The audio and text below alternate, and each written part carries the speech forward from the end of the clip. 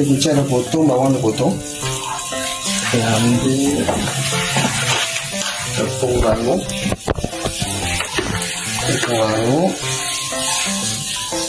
Dalam 3 atau 4 sudu. Tepung gandum. Agak cukup untuk 3-4 orang makan.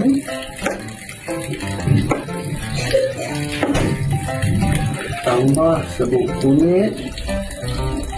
Kuning, sedap rasa, garam setengah sedikit.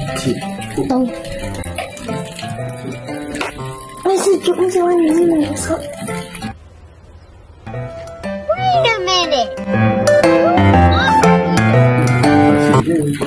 Sejuk jangan pakai air sejuk, baru larang. Nice. Kita kacau. Tambah air lagi, kemudian ni. Teras. Kacau sampai rata.